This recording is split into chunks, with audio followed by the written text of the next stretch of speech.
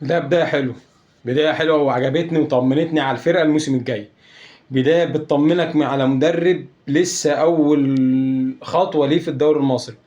بداية بتطمنك على لعيبة قديمة كانت شبه اكسبايرد، منتهى الصلاحية. لا الراجل عرف يطلعها زي ما بيقولوا من تحت الأرض ويلمعها كده ويظهرها. أي نعم الماتش الواحد مش هيحكم، بس شغل فني واضح في الفرقة.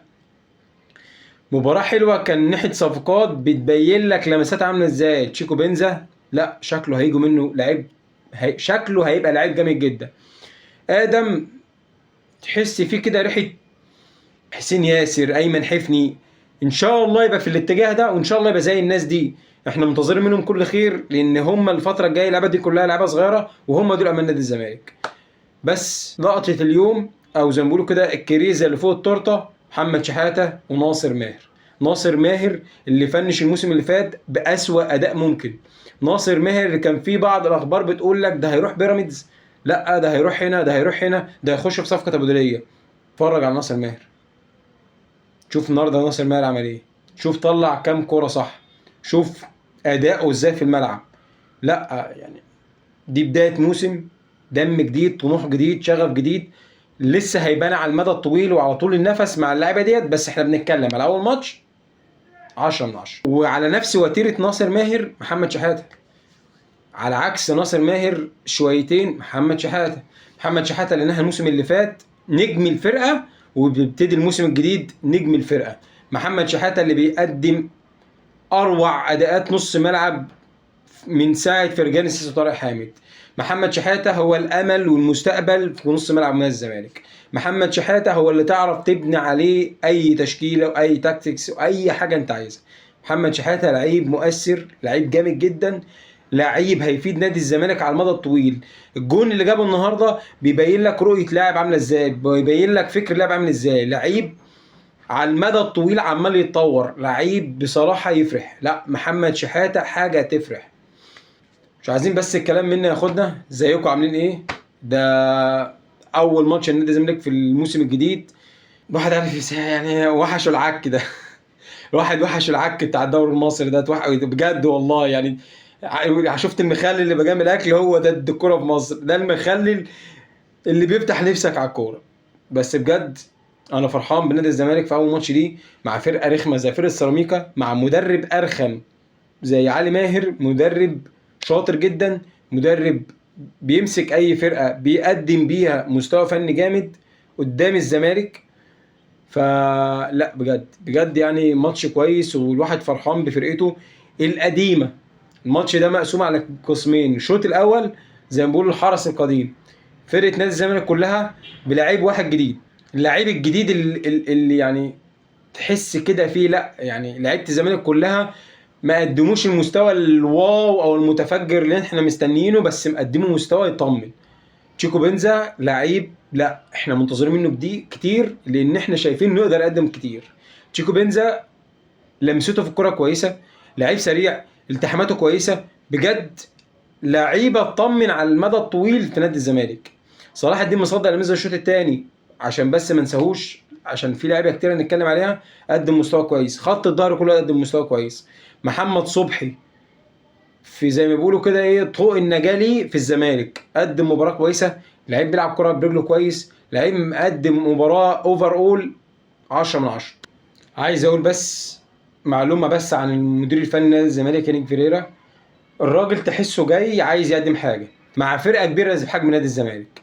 نادي الزمالك النهارده قدم ماتش كبدايه سيزون رائع بالنسبه لي، ان انت تكسب فرقه بحجم سيراميكا اللي هي بقى لها كذا سنه في الدوري، من اقوى الفرق الموجوده.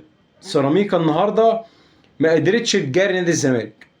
واخيرا وليس اخيرا نيجي لتقييمات اللعيبه. النهارده تحليل سريع، لان مفيش حاجات كتير تتقال، لان لسه ما بانش حاجه لنادي الزمالك.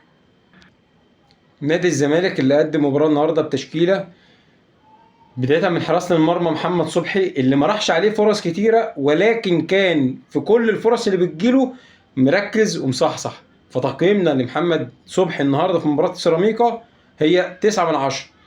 خط الظهر ككل، عمر جابر، الونش، عبد المجيد، بنتايج، كلهم يعني بصراحه النهارده ما حدش فيهم عمل غلطه اللي هي او كان سرحان، لا بالعكس كلهم كانوا مركزين. خط الضرب كلهم 8 من 10 ما عدا بنتايج 9 من 10. الراجل بيكمل على الموسم اللي فات، بيبني على الموسم اللي فات اداء ولا اروع، اداء يطمنك على مركز باك ليفت. نيجي بقى نص الملعب ومعانا شحاته، نجم الماتش بالنسبه لي هو ناصر ماهر. الاتنين بيقدموا ماتش من احسن ماتشاتهم، اداء من اروع الاداء اللي قدموها مثلا خلال تواجدهم مع الزمالك. مش كتأثير اللي هو جاب 50 جون لا، اللعيبه مؤثره في الملعب كتكتيك. صناعه اللعبه كلها عليهم، هم العمودين اللي بيطلع عليهم نادي الزمالك بالكوره مع عبد الله السعيد. فشحاته تقييمنا ليه 10 من 10. عبد الله السعيد ده كده كده عبد الله السعيد انت عم تقييمه محطوط 10 من 10 في اي حاجه جايه، خليك مركز معانا. دونجا اللي اداؤه النهارده الى حد ما كويس، نديله 7 من 10 لان هو ما كملش ماتش للاخر، بس بصراحه شويه اللي لعبهم لا كان كويس فيهم وما غلطش الغلطات اللي هي، وكورته كان كويسه وكان بيبني اللعب كويس جدا. نيجي بقى لناصر ماهر عريس الليله، 10 من 10 ناصر من اي حاجه. وهدف ولا اروع انت وشحاته بجد، جونين مزيكا. هدف شحاته بيفكرنا بهدف شيكابالا اللي كان جايبه قبل كده، حاجه كده تقلب علينا المواجع. الواحد بيفتكر شيكابالا كل شويه مش مصدق ان شيكابالا اعتزل. ناصر النهارده كان كويس، بس كان كويس على المرمى. لا الزمالك لما طول ما هو بيلعب ما وصلناش بالمرمى بالقوه اللي هي اللي تخلينا نقول ده ناصر اللي اثر. طيب نيجي بقى لتشيكوبينزا.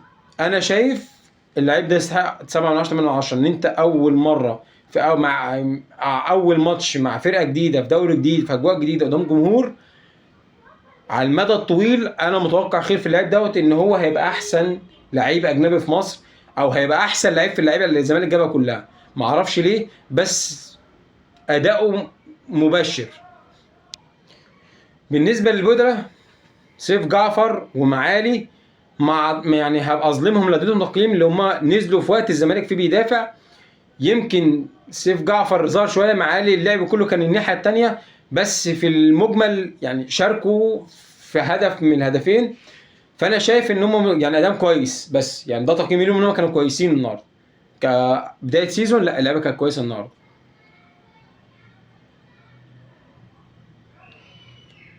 نيجي بقى لادم كايد، اللي انا نفس الكلام اللي انا قلته على تشيكوبينزا هو على ادم. لعيب كويس، لعيب صغير، كورته كويسه، لمسته كويسه، يشجعك تتامل خير في سيزون باللعيبه ديت اللي جايه عايزه تثبت حالها. لا ادم كايد شكلها تبقى صفقه خير ان شاء الله.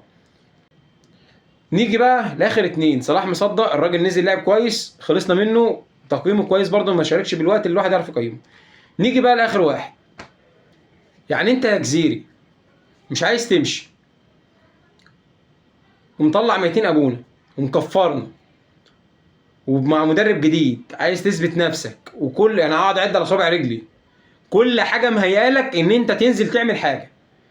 كل حاجه بتقول لك انا لازم اثبت للناس دي ان انا ما ينفعش امشي. انت كل ماتش بتنزله بتثبت لنا ان انت لازم تمشي النهارده قبل بكره. بجد انت غريب، اقسم بالله يا ابني انت غريب. انت بيجي لك كميه فرص، عقليتك غريبه في الملعب، بتعمل كل حاجه صح الا التغليف. يعني انت بتعمل احسن شيبسي في العالم بس بترميه في الارض للناس، ما حدش هياكله زي اللي انت بتعمله كده. انت بتعمل احلى ده في الدنيا بس مش مفيد، فما حدش هيشتري منك.